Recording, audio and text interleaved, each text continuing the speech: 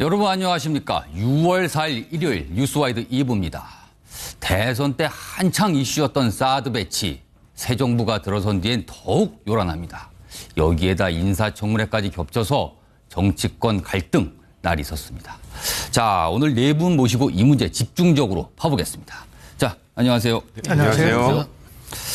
자, 첫 번째 주제 예고했다시피 사드 배치 문제 한번 들어가 보는데요. 사드 발사대 보고 누락 파문이 여전히 진행 중입니다.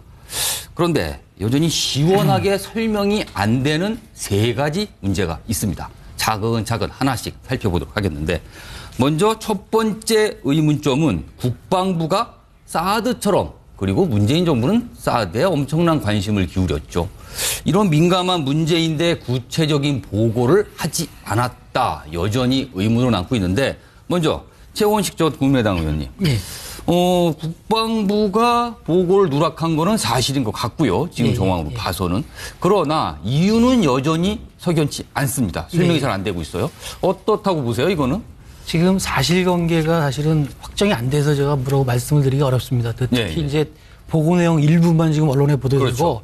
전체가 보도된 게 아니기 때문에 그걸 봐야지 좀 의도를 알 수 있습니다. 그런데 대략 제 생각으로는 첫 번째 좋게 보자면은 청와대도 알고 있었을 것이라 이래서 누락할 수 있을 것 같은데 그래도 그 부분은 제가 보기엔 문제입니다. 왜냐하면은 청와대가 생각하는 사드 문제의 중요도와 국방부의 중요도가 다르다는 것 때문에 특히 문재인 정부는 사실 사드 문제도 굉장히 민감한 반응을 줄곧 보여왔어요.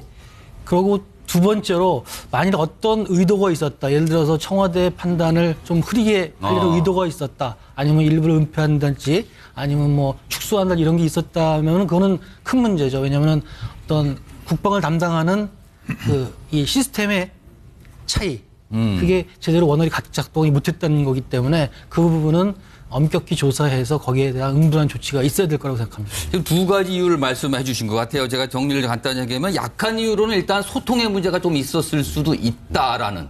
뭐 이 정도면은 뭐 이건 단 소통의 문제인데. 그러나 약간 후자로 말씀하신 거는 국방부가 뭔지를 감추려고 한다. 아니면 내지는 문재인 정부가 사실 사드에 대해 탐탁지 않게 생각하는 건 다 알려진 건데 국방부가 이걸 추진해 왔어요. 그렇다면 자기 방어 차원에서 뭔가를 소극적 보고의 태도를 보인 게 이 문제를 일으킨 게 아닌가 이런 추정도 가능하거든요.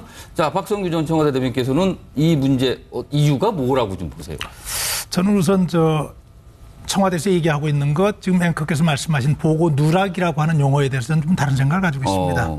보고 누락은 전 아니라고 봐요. 아, 그래요? 누락 정도까지 볼 건 아니다. 용어에 대한 해석의 차이 그리고 실질적으로 벌어진 일에 대해서 서로 간에 얘기하는 쪽하고 받아들이는 쪽하고 조금 이해도가 달랐던 부분에 대한 문제가 있는 것이죠. 사실은 청와대에서 보고 누락이라고 얘기를 하고 거기에 대해서 문재인 대통령이 경로했고 그렇죠. 충격을 받았다고 하고 여기까지 온 것 아니에요. 그런데 지금까지 드러난 상황으로 보면은 이거 해프닝성이었지 아니었느냐 하는 얘기들이 이제 지금 나오는 거예요. 청와대에서 그래서 지금 숨고르게 들어간 거로 보고. 왜냐하면은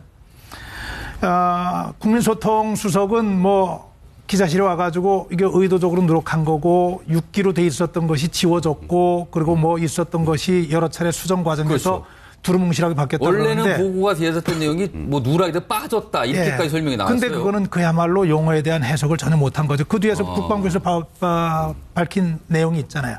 정확한 보고 내용은 3월 6일부터 4월 23일까지 사드 체계를 전개했다는 거거든요. 사드 체계를 전개했다고 하는 그 얘기 속에 체계라고 하는 건 한 개 포대가 6개 기로 구성된다고 하는 것. 전개가 됐다는 건 우리나라에 들어와 가지고 이동됐다는 얘기거든요. 여기 다 포함된 얘기거든요. 이미 그리고 2기가 배치되는 거는 얘기가 됐지만은 그럼 4기에 대해서 얘기 안 된 것 아니냐. 4기가 이동하는 모습이 YTN 방송을 통해서 줄줄줄줄 다 나갔어요. 그리고 국방부 관계자는 처음 2기에 대해서는 확인해 주지만 나머지에 대해서는 국가 보안 상황이기 때문에 이거 해명해 줄 수 없다고 얘기를 했던 상황이에요. 그렇죠. 그 당시에는 그런 게 보도가 좀 됐었어요. 그럼요. 됐었죠. 몰랐다고 얘기하는 것은 그래서 이건 좀 얘기가 안 되는 것이고 그래서 저는 이 부분 관련해서는 우리 지금 안보실장, 정의용 안보실장이죠. 안보실장의 문제가 조금 좀 다뤄져야 한다고 봅니다. 왜냐하면은 본인이 외교관 출신이다 아니면은 다른 분야에서 있었기 때문에 국방 문제를 모른다 얘기하기 이전에 안보실장 정도가 되면은 문재인 대통령이 이 문제에 대해서 그렇게 심각한 문제의식을 갖고 있다고 하는 것이 다 인지되어 있는 상황이라면 한민구 국방장관하고 점심 먹을 때 얘기했을 거 아니에요. 그럼 한미국 국방장관이 지금 보도가 된 게 그거 아닙니까? 4기가 더 들어왔다면서요? 얘기하니까 한미국 장관이 아니 그런 게 있었습니까? 한 장관 입장에서는 엉뚱하죠. 이미 6기 들어와 있고 4기 더 들어왔냐고 물으니까 이해관계가 서로 각도가 달랐던 거거든요. 그러면 이건 무슨 얘기입니까? 그러면 4기가 더 있다는 건데 그 설명이 됐을 거 아니에요.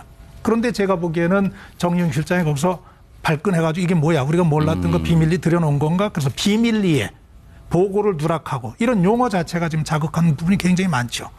그래서 이 부분 관련해서는 저는 청와대가 뭐 숨고르기 들어갔다는 표현도 하고 이게 우리가 너무 오버했구나 하는 그런 판단을 하고 있을 거라고 생각을 하고요. 더 나가서는 안 된다고 생각을 해요. 두 번째 문제는 그렇다고 하더라도 만약에 오해가 있었고 문제에 대해서 좀 이게 심각하다고 생각했더라도 네. 이렇게 크게 떠벌릴 일 아니죠.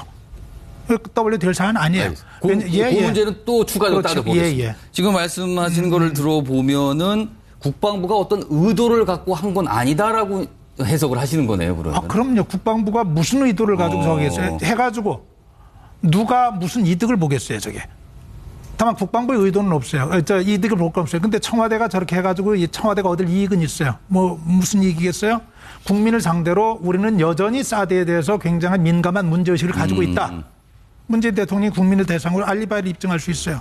중국에 대해서 우리 이런 문제 가지고 지금 심각하게 하고 있으니 잘 봐달라. 얘기할 수 있어요. 그러나 국방부 입장에서는 없는 거죠. 박종화 전 청와대 대변인께서도 비슷한 생각을 가지신가요? 아니면 또 다른 의견이 좀 있으신가요? 저도 비슷해요. 앞에 최 의원님하고 우리 박 대변인 말씀 주신 것처럼 그 원인이 어디 있던 간에 사실은 무엇을 얻었느냐를 좀 따져보면은 이번 사드 논란 가지고 제가 우리나라가 뭘 과연 얼마나 얻었는지 생각해보면 하나도 없는 것 같아요. 오히려 시끄러워지기만 하지 않았나 싶고 서슬퍼런 정권 초기 아닙니까? 서슬퍼런 정권 초기인데 대통령의 직접적인 워딩을 충격적이라는 말로 표현해갖고 국민들한테 직접적으로 전달하는 게 과연 옳았느냐? 그 문제를 좀 짚어보겠습니다. 제가 아까 처음에 모발에서 3가지 약간 여전히 풀리지 않은 의문이 있는데 첫 번째 의문은 국방부가 왜 그거를 빠뜨렸을까? 지금 뭐 누락이 아니라고 했는데 전체적으로는 통칭 누락으로 지금 표현하고 있어서 제가 누락으로 표현을 쓰겠습니다. 국방부는 왜 사드 배치라는 이 중요한 문제에 관련된 사항을 청와대에 보고할 때 누락을 했을까가 첫 번째 여전히 풀리지 않는데 여러 가지 해석들을 해 주셨어요.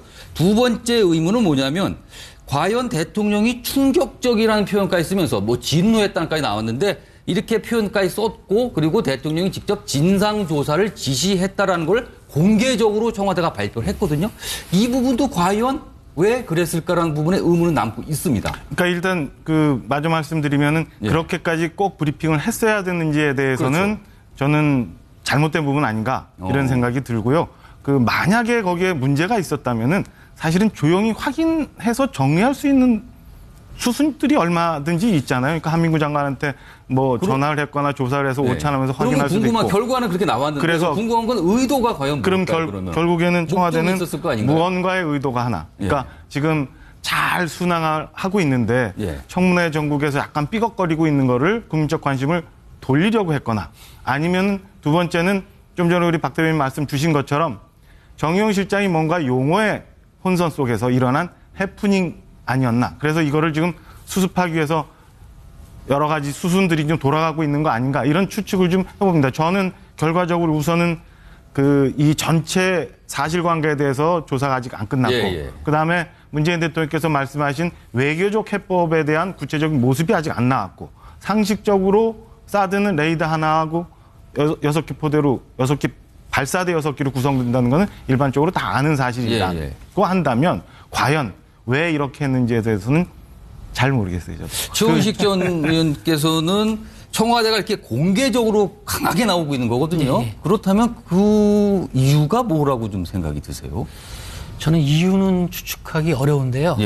그 방식은 잘못됐다고 생각합니다. 왜냐하면은 사드 문제는 상당히 중요한 문제고 오늘 나오신 분 중에서 청와대 쪽을 좀 약간 옹호해 주시는 분은 아무도 안 계시네요. 왜냐하면 결론이 사드를 어느 쪽으로 내더라도 우리 외교 국방에 상당히 부담이 되는 부분이 있거든요. 중국과 그렇죠. 미국 사이에서. 그리고 그런데 이제 대통령이 방미하시고 방중하는 사이에 입장을 가질 수밖에 없는 문제거든요. 그런데 이 문제에 대해서는 아주 치밀한 준비와 협상 전략이 필요한데 지금 설사 이 문제가 터졌더라도 이것을 공개화시키고 하다 보면 예측치 못한 사건들 때문에 정부의 태도가 의외로 운신의 폭이 좁아질 수가 있는 거죠. 특히 이번에 뭐 미국의 상원의원들이 와가지고 여러 가지 대화를 나누는데 이상하게 이 문제 가지고 또 이 오해가 되고 갈등이 되는 거거든요. 그래서 정무적으로 이 가장 중요한 사드 문제를 관리하기 위해서는 좀 더 침착하게 내부적으로 수습하시고 오히려 사드 문제를 미국과 중국 사이에서 어떻게 현명하게 풀 수 있는 전략을 냉정하게 가늠해보는 그게 맞지 않았나 이런 생각은 해봅니다. 지금 저희가 두 번째 의문점, 청와대가 왜 이렇게 공개적으로 강수를 두고 있을까? 그리고 강한 불쾌감 내지는 충격적이라는 표현까지 썼을 정도로 공개적인 어떤 불만을 드러내고 있는 모습인데, 혹시 백 변호사, 네. 사실은 이게 문재인 대통령이 국방부에 대한 어떤 불신 이런 게 작용한 게 아닌가라는 추정도 해볼 수 있을 것 같아요. 그러니까 사실 저도 이번 거를 보면서 죄송합니다. 너무 이해 안 되는 부분이 좀 많더라고요. 일단 사드가 아까 말씀하셨던 것처럼 6포대로 구성되는데 4개가 들어와 있다는 건 이미 알고 있었어요. 청와대도 알고 있었다는 얘기를 나중에 했습니다. 그러면 이게 보고가 누락된 것 자체에 대해서 뭐 이거 잘 됐다라고 할 수는 없지만 이렇게 크게 공개적으로 문제 삼을 사안은 아니었어요. 그러니까 예를 들어서 한 포대가 몰래 들어와서 보고가 안 됐다. 이거는 정말 국기문란 수준이겠죠. 근데 네. 그게 아니라면 도대체 왜 이럴까?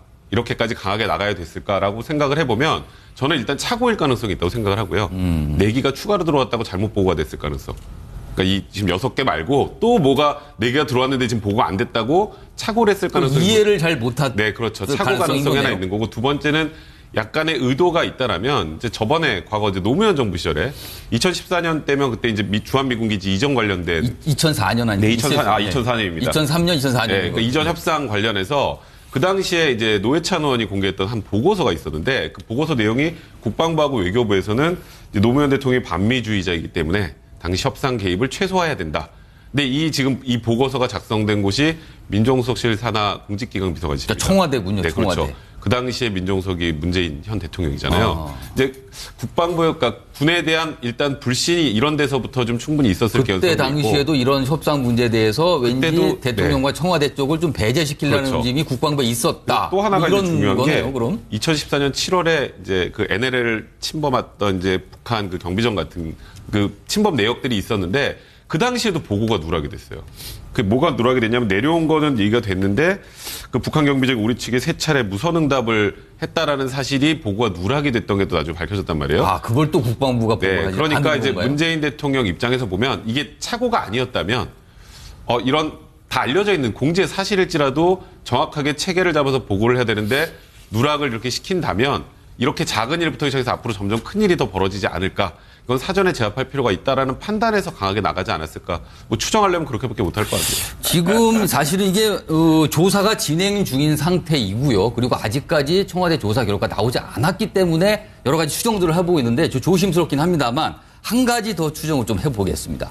청와대가 왜 이렇게 국방부에 대해 강한 불만 표현을 쓰면서 강수를 두고 있을까라는 거를 추정하는 것 중에 하나가 혹시라도 문재인 대통령이 집권 이후에 어떤 외교적인 카드로 사드 배치 내지 전개 문제를 활용할 의도가 있었는데 이게 국방부가 그렇게 반입이 기정사실화되면서 이게 다 무너져 버리니까 어떤 외교적 카드 하나를 날려버렸다. 그러면서 충격적이다. 그래서 화를 냈다. 이런 연결고리가 가능할지 모르겠어요. 사실은 이 대선 전에 문재인 대통령께서 여러 가지 그 토론이나 이런 자리에서 한 게 다음 정부로 사드 문제를 넘겨서 외교적인 어떤 카드로 쓸 수 있어야 된다. 이런 의도의 발언을 많이 했거든요. 그렇다면 이것도 그런 배경이 있지 않을까 싶기도 해요. 저 충분히 그럴 수 있다고 생각을 해요. 그런데 그 전제가 잘못됐다는 거예요. 그때 당시 뭐 국민 모두가 기억을 하죠. 공개적으로 후보 입장에서 이 4기를 가지고 외교적인 일종의 레버리지를 가지고 좀 활용할 수 있다고 하는 얘기를 했었어요. 그런데 문제는 다른 차원의 얘기를 하는 거예요. 1개 포대가 들어왔다고 하는 얘기는 6개가 다 들어와 있다고 하는 거예요. 그 부분에 대해서 1개 포대가 6기로 이루어졌다는 걸 인식하지 못했거나 조금 전에 저는 백성훈 변호사가 얘기한 거 오해에서 비롯될 수 있어요. 전 2가지가 겹쳤다고 봐요. 정의용 안보실장은 오해했어요. 제가 보기에는 오해를 하신 거예요. 오해를 하면서 혼자서 흥분하신 거예요. 그런데 안보실장 정도가 이 문제 가지고 오해하면 안 됩니다. 왜? 자리의 중요성이 있기 때문에 그렇습니다. 오해에다가 군에 대한 불신도 같이 겹쳤다고 봐요. 겹쳤다고 보는데 문제는 그것이 별개의 사안이 아니고 문재인 대통령이 얘기할 때 내기라고 얘기했을 때는 이 두 기와 관계없는 다른 내기를 얘기를 했을 거예요. 한 개 포대와 관계없는. 다음번에. 이번에는 가지만 다음번에는. 그런데 그 두 개, 6기가 한 페어로 쌍으로 다 이루어졌다는 것을 이미 다 알고 있는 사실인데요. 제가 걱정하는 것은 뭐냐면은 아까 박정화 대변인 잠깐 얘기를 했는데 대통령이 잘못된 보고를 받고 오해를 하고 기존에 가지고 있었던 국방부에 대한 불신 속에서 화낼 수 있어요. 그러나 저런 얘기들이 대변인의 입을 통해서 충격적이다. 진노했다.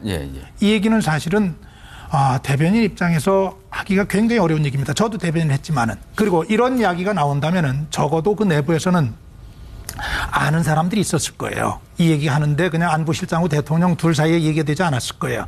이런 내용의 브리핑을 하라고 얘기했을 때 참모들 가운데 알고 있는 사람이 있었을 거예요. 이건 아닙니다. 우리가 좀 오해하는 소지가 있습니다. 그리고 적어도 전략무기에 관한 부분, 이런 부분에 관한 부분들은 안보 중에서도 가장 강력한 보안 사안입니다. 보안 사안이 이렇게 내질러서 될 게 아닙니다라고 누군가는 얘기했어야 되는데 반대 의견을 얘기하라고 하고 대통령이 정해진 것 없이 회의를 주재하겠다고 앞으로 해가겠다고 청와대 운영 방침을 밝힌 상태에서 이런 무모한 일이 벌어진 거예요. 참고로 말씀드릴까요? 전 세계 사드가 배치되어 있는 나라가 6개 나라 있습니다. 6개 나라가 대한민국을 제외하고는 어느 나라도 사드에 배치된 위치나 어느 정도 숫자가 배치돼 있거나 이게 무엇을 지금 준비하고 있거나 하는 것들이 전부 다 극비 보안 사항입니다. 우리처럼 몇 기를 들여와서 어디에 배치하고 지금 어떻게 될 것이고 이렇게 각각 다 까발리는 나라 없습니다. 이건 굉장히 중요한 문제죠. 알겠습니다. 이번 주에 나올 수 있을지 모르겠습니다만 국방부 수뇌부 인사를 좀 한번 봐야 될 것 같아요. 국방부 수뇌부 인사가 그 언론이나 여러 사람들이 그렇죠. 추측하는 것처럼 굉장히 파격적으로 나온다라고 하면은 이 사드 문제를 가지고 문재인 대통령께서 다른 의도하는 바가 있었을 거로 추측이 될 거고 그렇지 않고 하는 경우는 또다시 그 사실관계에 대한 조사를 한번 봐야 되지 않을까 이렇게 생각이 듭니다. 인사 문제 말씀하셨으니까 마지막 이 주제. 마지막 의문점은 지금 이 사드 보고 누락 파문과 관련해서 갑자기 튀어나온 게 군내 사조직 얘기가 또 등장을 했습니다. 이른바 알자회, 독사파. 이름도 참 특이합니다. 이런 사조직이 군내에 있는 게 아니라는 의혹 제기가 언론을 통해서 지금 끊임없이 나오고 있거든요. 자, 이제 박정화 전 청와대변인. 마치 군 적폐로 이제 지목이 되면서 이 사조직이 뭐가 겨냥이 되는 듯 해요. 그리고 인사와 맞물려 있기 때문에 더욱더 관심을 끄는데 정말 군내 이런 사조직이 존재한 걸까요? 시청자 여러분 기억하실지 모르겠습니다만 지난 정권에서도 이 소위 말하는 알자회라는 얘기가 많이 나왔었어요. 그렇습니다. 알자회라는 게 쉽게 설명드리면은 서로 간에 군내에 있는 선후배들 간에 서로 알자 이래가지고 모임을 이름은 좋습니다. 친목회 같은 느낌이 있어요. 그리고 김관진 장관의 이 독일 유학 관련해서 같이 2년 있는 분들이라고 해서 독사회 이런데 그 전에 쭉 보면은 사실은 옛날에 하나의 척결이 되고 난 다음에 사실은 군내에 인사를 독점하거나 아니면은 전행을 하거나 이런 조직이 있는 걸로 확인이 사실은 되지 않아요. 그리고 군 인사라는 건 굉장히 엄밀하게 진행이 되기 때문에 군 내에서 자기들 조직을 가지고 이렇게 일사불란하게 인사를 하고 그다음에 유리한 부서에 배치가 되고 이런 거는 쉽지가 않거든요. 그러니까 이건 역시 저도 너무 과하게 쳐다보고 있는 거 아닌가 싶은 생각도 일부 듭니다. 그러니까 말 그대로 알고 지내는 친목회 정도 수준은 있을지 모르지만 이게 어떤 사조직, 과거에 우리의 기억 속에 있는 그 하나회와 같은 수준의 사조직이라고 보기는 조금 어렵다. 이런 말씀이신 것 같으네요. 제가 사실은 알자회 얘기가 나오는 순간 청와대 의도가 좀 다른 데 있었구나 하는 확신을 저는 하게 됐어요. 왜냐하면은 지금은 사조직 얘기가 나올 단계가 아니거든요. 그리고 알자회와 관련돼가지고 적어도 사드 배치 문제와 관련돼가지고 어느 하나 구체적으로 나와 있는 것이 없거든요. 근데 느닷없이 알자회 얘기해요. 제가 조금 전에 시작할 때 그랬어요. 청와대에서도 이거 뭔가 해석에 오류가 있었던 해프닝성 사건이구나 하고 청와대 내부에서도 그런 기류가 꽤 있는 걸로 알고 있습니다.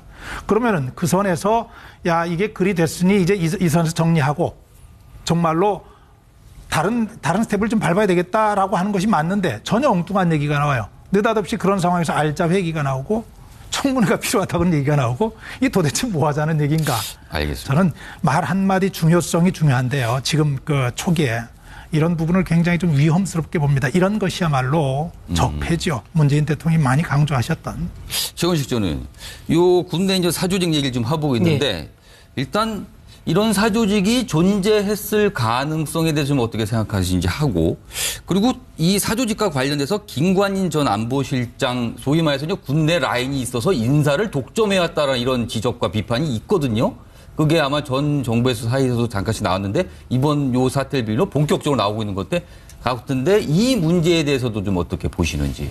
군내 사조직은 사실 있어서는 안 됩니다. 왜냐하면 특히 이제 그 국방과 안보 그리고 상당히 큰 권력을 가지고 있는 그 군인의 어떤 공적인 체계를 넘어서는 사적인 체계가 지배를 한다는 거는 사실 큰 문제죠. 그런데 하나회가 문제가 됐다는 거는 그 하나회 회원인 분이 대통령이 돼서 대통령은 사실 군통수권자이기 때문에 모든 군인사를 좌지우지할 수 있지 않습니까? 네. 그래서 그게 문제가 된 건데 그 이후에는 사실은 뭐 그런 직접적인 회원이 대통령이 된 사례가 없어서 얼마든지 이게 견제가 되고 그리고 뭐 알자회 내부에서 그걸 넘겨줬다 이런 거는 사실은 전 쉽지 않았을 거라고 봅니다. 근데 다만 뭐 독사회라고 하는 거는 이제 독일 육군사관학교 유학 갔다 온 분들은 뭐 그런 그 유학 이후에도 정보 교류나 뭐 독일의 어떤 선진 군사 경험을 하기 위해서 그런 모임은 사실은 바람직한 면이 있죠. 근데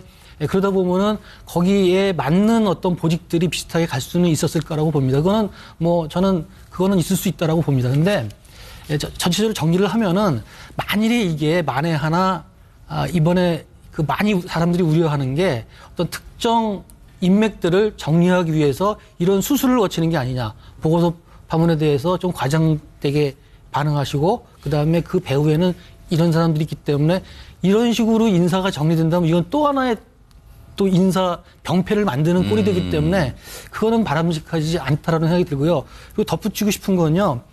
이번 파문에 있어서 저는 두 가지 문제를 빨리 수습하는 게 중요하다. 먼저 지금 우리 안보실장이 그 지금 외교관 통상하시는 이제 정의용 실장인데 외교관 출신입니다.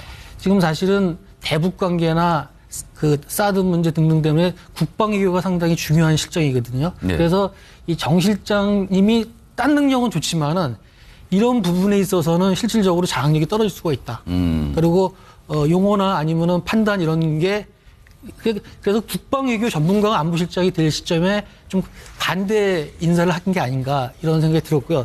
두 번째로는 지금 국방부 장관 라인은 야당한테 협조를 받더라도 빨리 정리를 해야 됩니다. 가장 중요하기 때문에. 그런데 이전 정권에서 있었던 장관들한테 보고받고 이럴 때는 아무래도 그 호흡도 안 맞고 최적의 어떤 라인을 구축을 못하는 거죠. 그래서 그런 라인들을 빨리 정리를 하는 게 앞으로 이런 문제를 최소화시키고 그리고 사드 문제나 좀 대북 관계 뭐 이런 것 원활하게 풀는 그런 해안이 아닐까 생각합니다.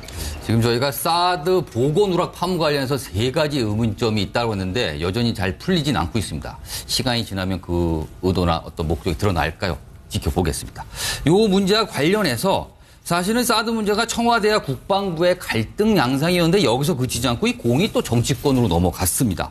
민주당, 여당이죠. 민주당에서 사드 청문회를 추진하겠다라고 하고 야당은 여기에 벌써 반대를 외치고 있는데 이 문제 좀 얘기해 보겠습니다. 오늘 나와주신 네 분 패널께 제가 질문을 바로 드릴게요. 민주당이 주장하는 사드 관련 청문회 찬성하시는지 반대하시는지 입장을 좀 밝혀주시고 그 입장에 대한 이유를 좀 말씀해 주셨으면 좋겠습니다. 백성훈 변호사가 좀 발언을 좀 드렸으니까 거기서부터 진행을 하죠. 이거는 청문회 할 사안은 아니라고 생각합니다. 그럼 일단 청문회는 반대한다. 네, 그러니까 이게 만약에 심각한 보고 누락이 있었다고 하더라도 그걸 이제 그 가정을 하고요. 저는 이게 지금 보고 누락인지 착오인지 제가 아까 명확하지 않다 말씀드렸는데 심각한 보고 누락이라고 하더라도 이건 내부에서 해결할 문제라는 생각이 들어요. 그러니까 사드의 배치, 전개, 운영 과정은 사실 군사 기밀이라고 봐야 되지 않겠습니까? 그러니까 지금 민주당 입장에서는 뭐 예를 들어서 사드 관련해서 이 보고 누락에 관련해서 청문회를 하면 최초의 사드가 들어오던 시점부터 지금까지의 절차적인 것들을 하나하나 다 들여다보겠다라는 걸로밖에 해석할 수가 없는데 그거는 물론 사드가 들어올 당시에 이 전 정권에서 뭐 소통이 부족했다라는 부분이나 그전까지 국민들에게 뭐 사드 안 들어오겠다고 다 갑자기 어느 날 갑자기 들어오기로 했다는 부분 그다음에 뭐 환경영향 평가를 제대로 받았는지 안 받았는지에 대한 논란 뭐 이런 것들이 많이 있지만 그거야말로 정치권에서 문제 삼을 게 아니라 이건 청와대하고 군 내부에서 조율해 나가면서 해결해야지 이걸 다 국민들에게 낱낱이 알리는 것 자체가 오히려 국에 반하는 게 아닌가라는 생각이 들고. 민주당 같은 경우 이걸 국기문란이라고 딱 규정을 사실 했어요. 뭐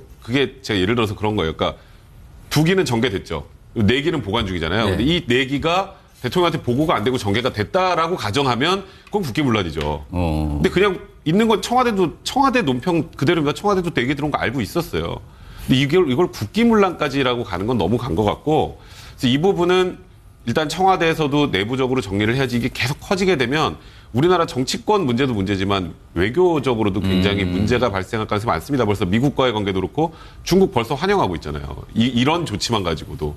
그러니까 그렇기 때문에 이건 좀 조용히 정리를 하는 게 좋지 않을까. 그래서 저는 문재인 대통령이 취임하고 지금 국정수행 지지도 엄청나게 높잖아요. 85% 역대 최고라고는 예. 하는데 지금까지 정말 국민 눈높이에 맞게 정책 인사 잘하고 계신 것 같지만 이 부분은 잘못 건드리면 굉장히 어찌 보면 문재인 대통령에게 역풍 맞을 수 있는 사안이 아닌가 싶습니다. 박정화 전 대변인께서는 해야 됩니까 말아야 됩니까라고 어떤 저도 거죠? 백 변호사님이랑 입장이 같은데요. 네, 예. 이런 거를 청문회에서 모든 걸 다 국민들 그다음 전 세계적으로 다 낱낱이 다 내놔야 된다고 생각지는 않아요. 어설프게 말씀 주신 것처럼 지난 정부에서 사실은 그 절차적으로 문제가 좀 있었어요. 3노라고 그래서 뭐 요구도 없었고 협상도 없었고 예, 예. 결정된 바도 없었다라고 해서 갑자기 나온 것 때문에 그리고 어설픈 친중 정책 때문에 이게 꼬인 부분은 있지만은 그렇다고 그걸 가지고 지금 들어와 있는 사드의 문제에 대해서 왜 들어왔는지 어떻게 들어왔는지를 일일이 다 까발린다고 표현해야 되나요? 뭐 이렇게 하는 게 과연 우리한테 뭐가 남을 것인가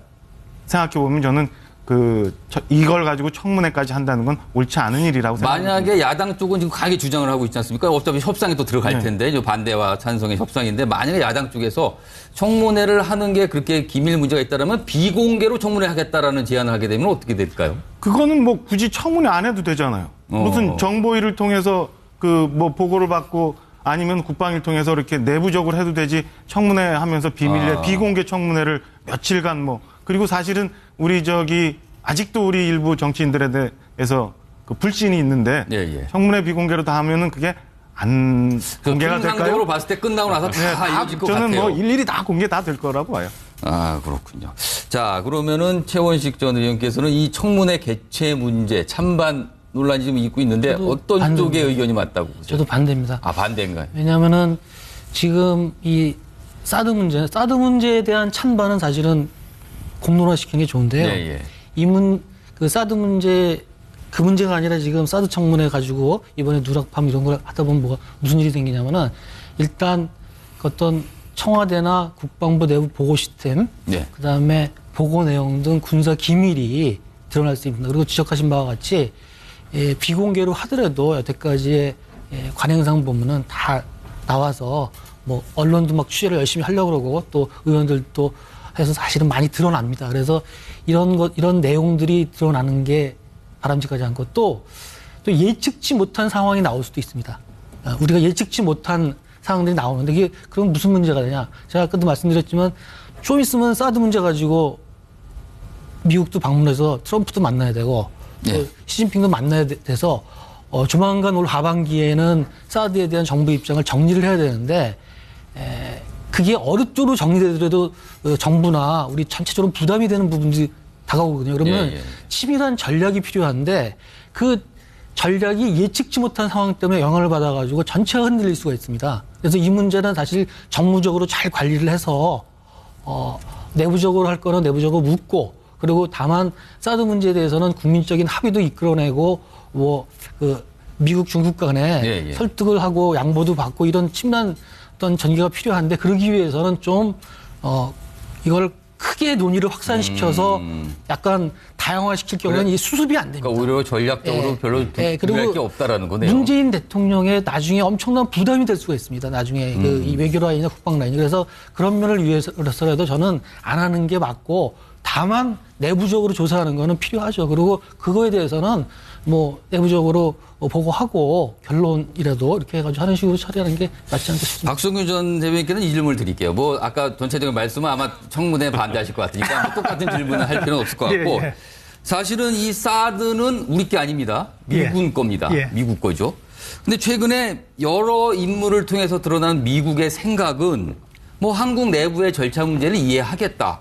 뭐 마치 그래 이해해주겠다, 이해한다. 뭐 그 문제 없다라는 것 같기도 하지만 또 일부 이 현역 정치인은 와서 우리 한국에 들어와서 사드 이렇다면 뺄 수도 있다는 식의 뉘앙스를 풍기는 말도 했어요. 그래서 네. 약간 미국도 정리가 좀 안 되는 듯한 인상이 있는데 미국의 의도와 생각은 뭡니까? 우리가 미국의 의도를 오해하면 안 됩니다. 마치 정의용 실장이 한국 네. 국방장관 얘기를 저 오해했듯이 미국은 지금 최대한 외교적인 언사를 사용하고 있는 거예요. 한국의 입장 이해한다. 이해 못합니다. 부글부글 끓고 있습니다. 근데 왜 이해한다고 얘기를 하는 예, 외교적인 언사라고 하는 거예요. 역할을 나눠가지고 딕더빈 상원의원이 와가지고 참 이상하다. 우리가 미국 돈으로 해준다는데 반대하는 거 이해할 수 없다.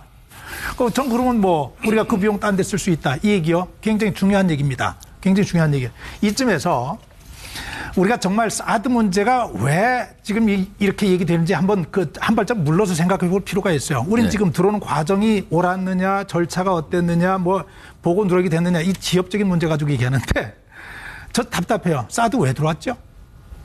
북한의 위협 속에서 그 위협에 대응하는 수단으로 들어온 거예요. 대한민국 국민의 안전 지키기 위해서 들어온 거예요.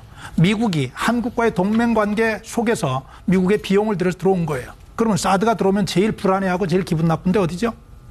북한입니다. 그 북한 다음에 기분 나쁜데 어디죠? 북한과 동맹관계 맺고 있는 중국입니다. 우리와 적대 관계에 있는 적어도 안보 측면에 있어서는 적대 관계에 있는 양국이 극렬하게 반대를 하는 거예요. 근데 그분들의 반대, 그쪽의 반대에 대해서 우리가 부안해동하고 있는 거예요. 정말 걱정스럽습니다. 안보 무너지면 다 무너진다 그러는데 사드는 명백하게 우리의 국민의 안전을 지키기 위해서 들어와 있는데 이 본질적인 문제는 다 제껴버리고 절차가 옳았느냐 그렀느냐. 절차가 옳았다 그렇다 얘기할 수 있는 거 일반인들이 얘기하는 게 아니죠. 왜요? 비밀을 유지할 수밖에 없기 때문에 보안을 유지할 수밖에 없기 때문에 제가 조금 전에 이제 미국의 여론 다르다고 네. 말씀드렸는데요. CNBC에서 이렇게 보도를 했어요. 이번에 문재인 대통령이 사드에 관해서 보고누락 충격적이다 조사해라 그러니까 CNBC는 보도를 뭐라고 했냐면 문재인 정부가 중국의 환심을 사기 위해서 저런 일을 벌이고 있는 것이다. 이거 CNBC 보도입니다. 근데 그 보도가 보고 국내에서 약간 기분 나쁘다는 평도 좀 있었어요. 아니, 기분 나쁠 수 있죠. 네네. 미국은 더 기분 나쁠 수 있다는 얘기를 하는 거예요.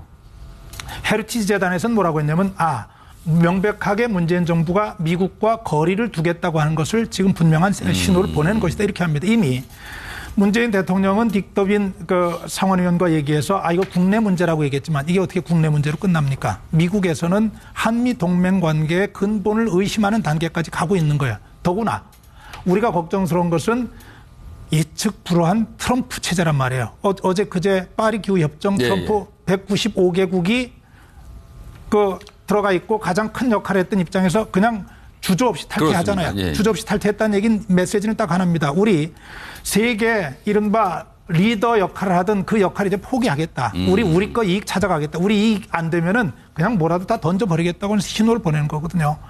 이미 한미 관계의 근본을 의심할 수 있는 단계로 접어들고 있다고 미국에서는 보고 있는 겁니다. 알겠습니다. 자, 지금 저희가 길게 한 30분 넘게 이 사드 주제를 했는데 역시 이게 얘기가 계속 끊임없이 나옵니다. 그래서 이 주제는 좀 여기서 마무리 좀 하고요. 지금 뭐 짚을 게 많으니까 다음 주제로 넘어가 보겠습니다. 인사청문회 얘기를 안 할 수가 없는데 좀 인물을 좁혀보죠. 바로 강경화 외무장관 후보자 이야기입니다. 처음에는 파격 인사라는 평가를 받았었는데 점차 이게 혹시 뇌관이 아닌가 이런 걱정을 하게끔 사태가 흘러가고 있는데 왜 그런가 하면 위장 전입 문제가 점점 복잡하게 가고 있습니다. 먼저 영상을 준비했는데 위장 전입 의혹에 대해서 해명을 했던 강 후보자의 이야기부터 들어보도록 하겠습니다. 2000년에 다시 돌아왔을 때 제가 그 큰 딸아이가 미국에 있을 때 좀 적응하는 게 굉장히 어려운 모습을 제가 많이 봤고요. 아이가 다시 학국에 적응하는데 좀 더 편한 상황이 됐으면 좋겠다 하는 생각에 제가 다니던 이화여고에 꼭 넣고 싶은 마음이 생겼습니다.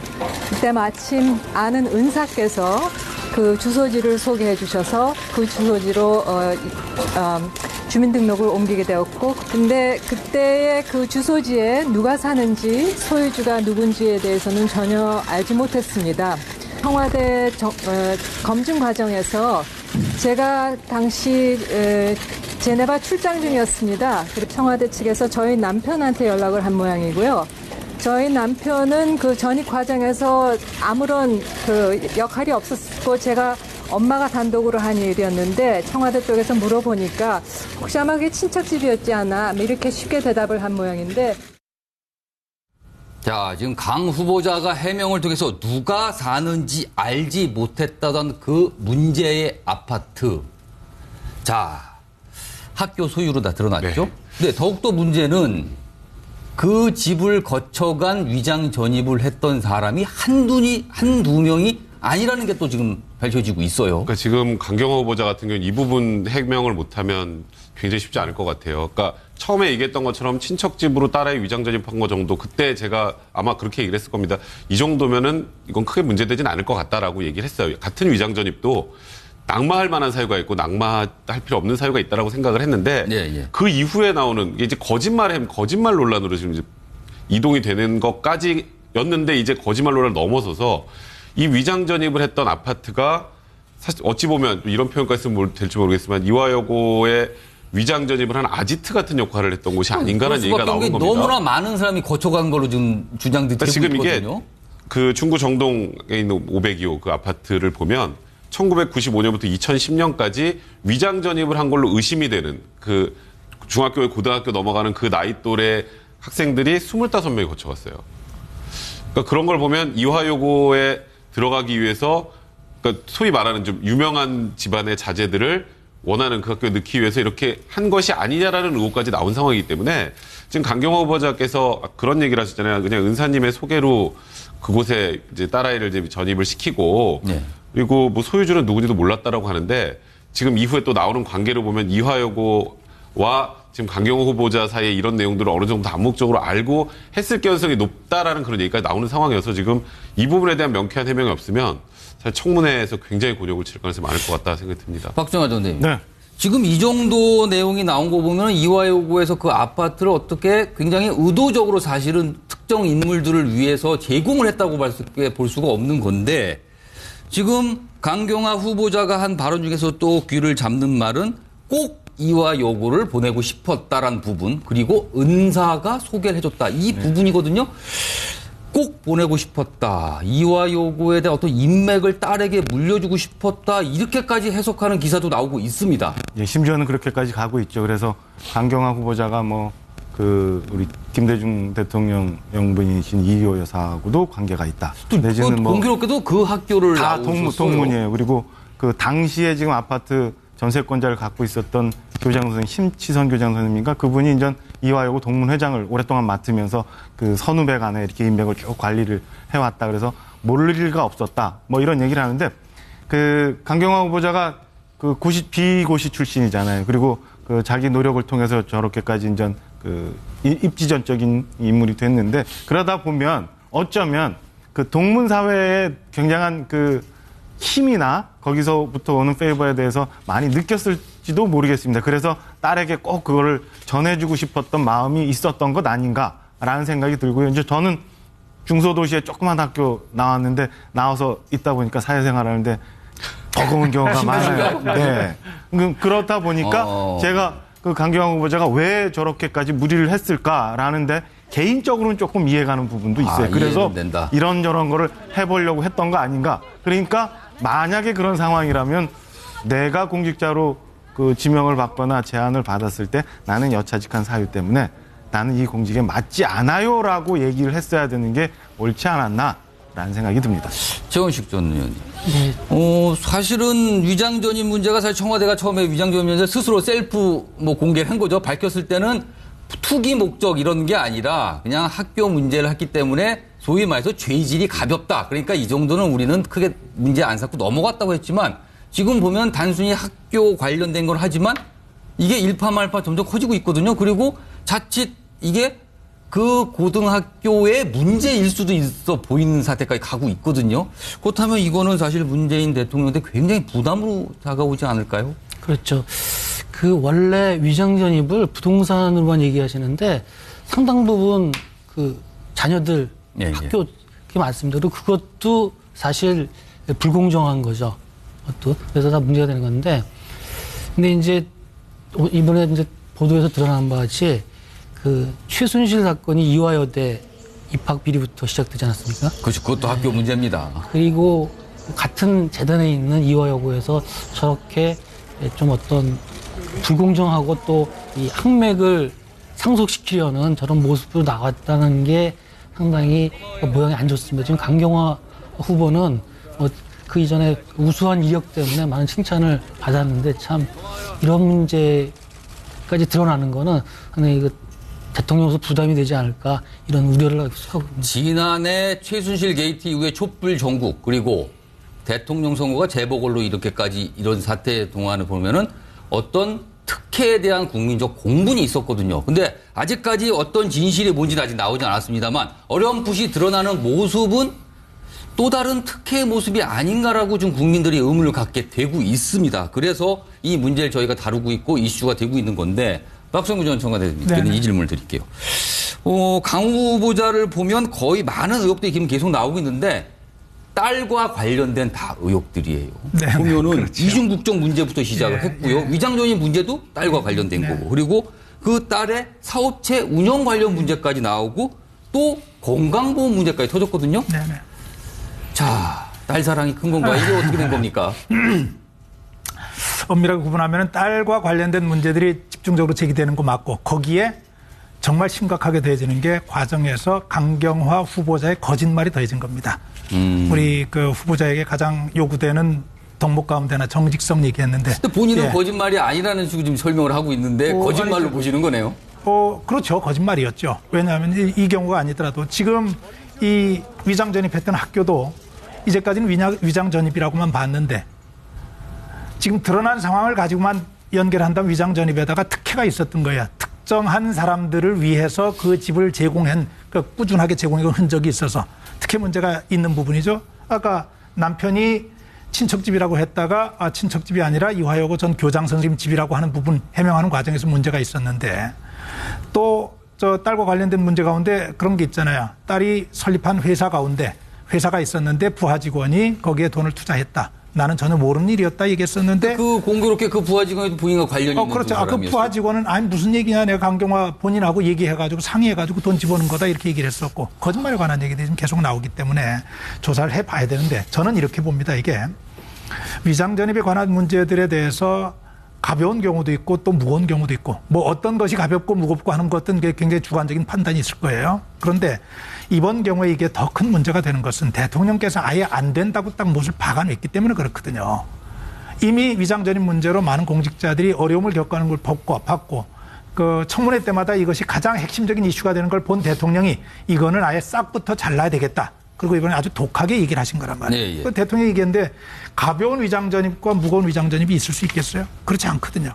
탈수에 관한 문제도 마찬가지죠. 탈수에 관한 다운 계약서가 나오는 게 다운 계약서가 문제가 되는 게 아니라 다운 계약서의 다음 단계는 탈세로 이어지기 때문에 문제가 되는 거거든요. 대통령이 얘기를 해놓으셨기 때문에 대통령이란 자리에서 가지는 말의 중요성, 지도자의 국민과의 약속의 중요성을 이번에 가늠할 수 있는 굉장히 중요한 시금석이 된 거예요. 그래서 저는 초기 단계 인사를 하시면서 너무 상징성에 너무 집중하지 않았는가. 저도 박수 쳤거든요.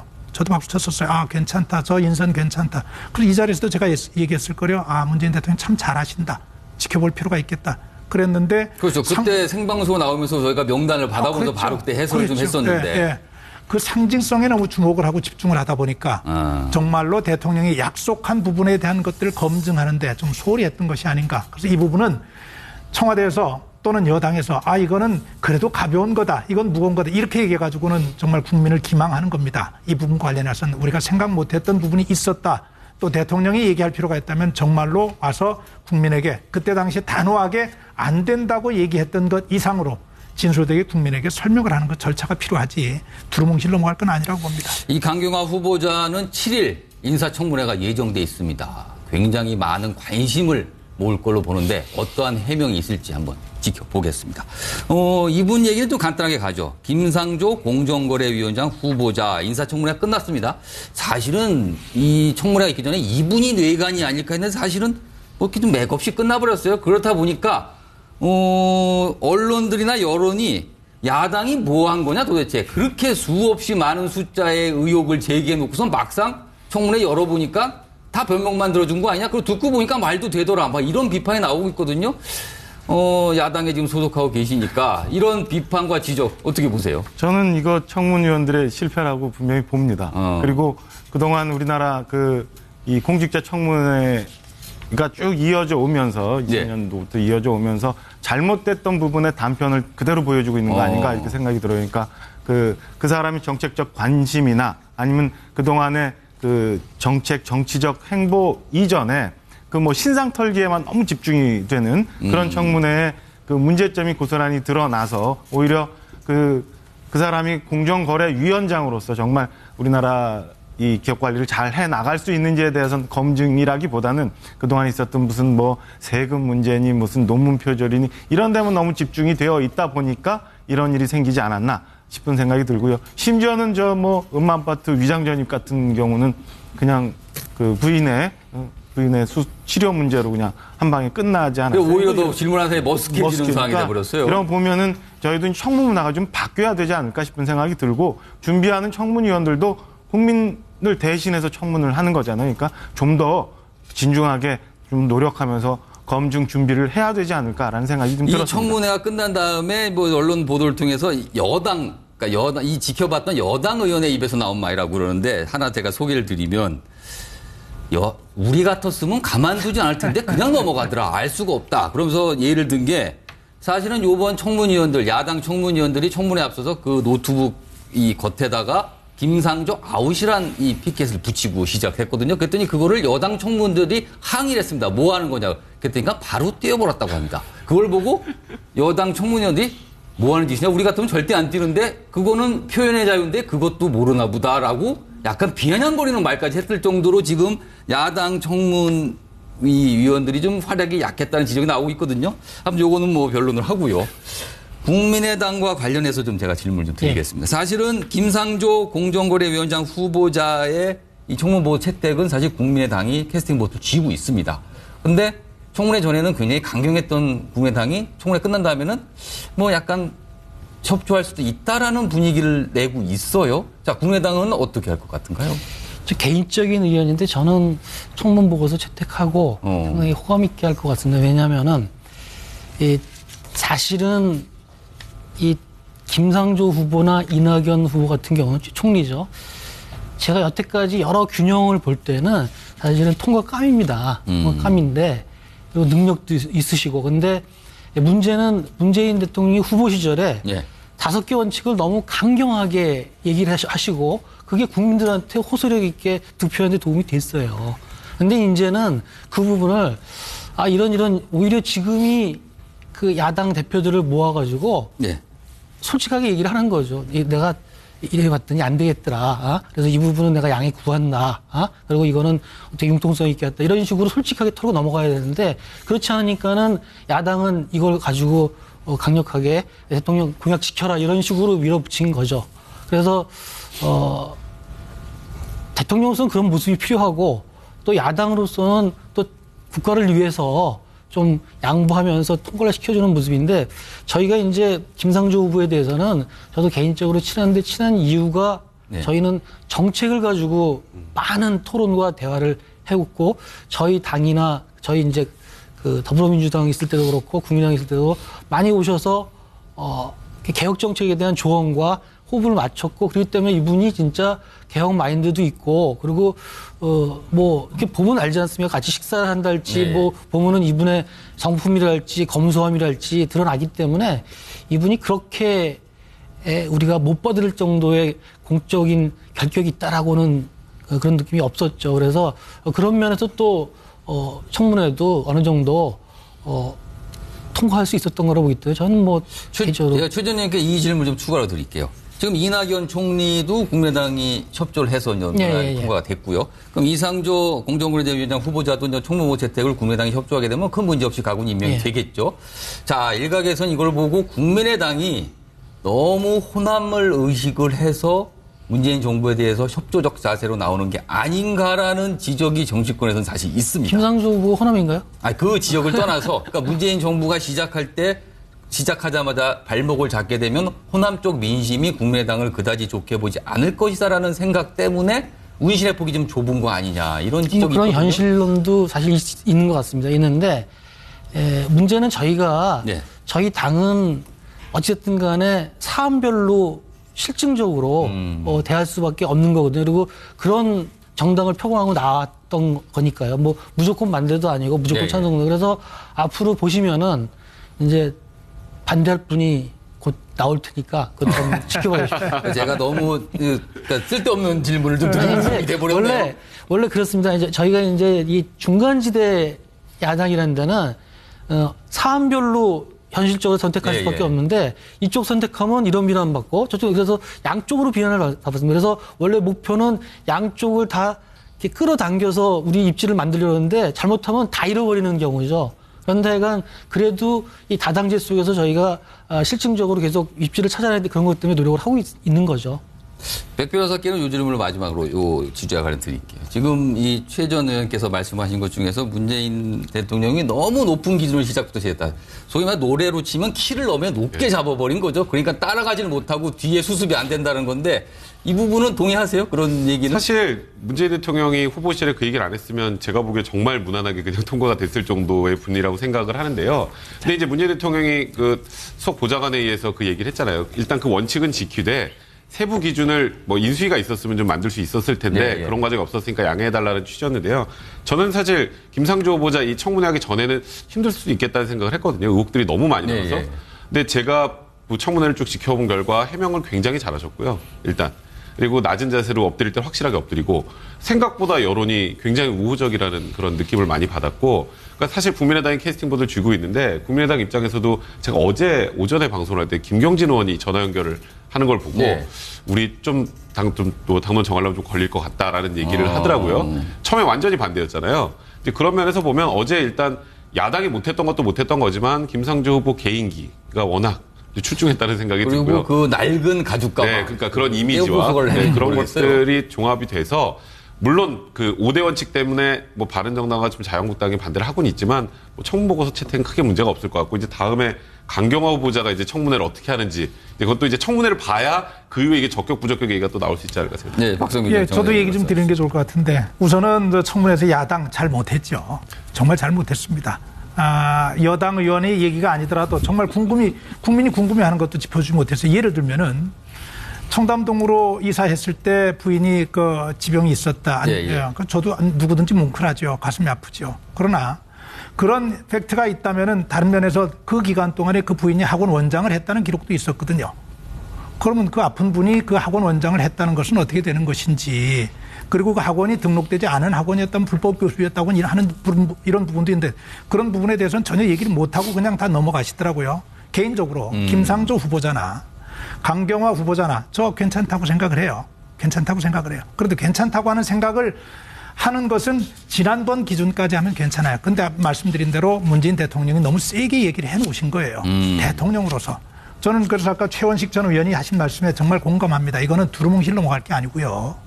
야당의 대표들 불러서 실제로 해보려고 하니까 이런저런 문제가 있다. 우리 이거는 좀 같이 좀 도움을 좀 줬으면 좋겠다. 내가 너무 세게 얘기를 한 부분이 있다고 얘기를 하고 양해를 구하고 하는 것이 맞습니다. 이거를 수석 회의에서 뭐 다른 기준을 만들어 달라고 얘기하면서 국민에게 양해를 구하면서 정치화됐다고 얘기하는 것 이건 전 바람직하지 않다고 보여요. 하나만 제가 말씀드릴게요. 참여정부 초반에 이맘때예요. 이맘때 고영구 국정원장에 대한 청문회가 있었습니다. 국회에서 청문보고서를 채택하지 않았어요. 채택하지 않았는데 노무현 대통령이 청문보고서 채택하지 않은 고영구 국정원장을 임명을 했습니다. 서동만 기조실장까지 임명을 하면서 대통령이 뭐라 그러냐면은 인사청문회는 참고하라는 얘기일 뿐인데 국회가 대통령의 인사권을 지나치게 침해하고 있다. 이거 간섭하는 거다. 그리고 밀어붙입니다. 이른바 5기가 서로 간에 발동한 거죠.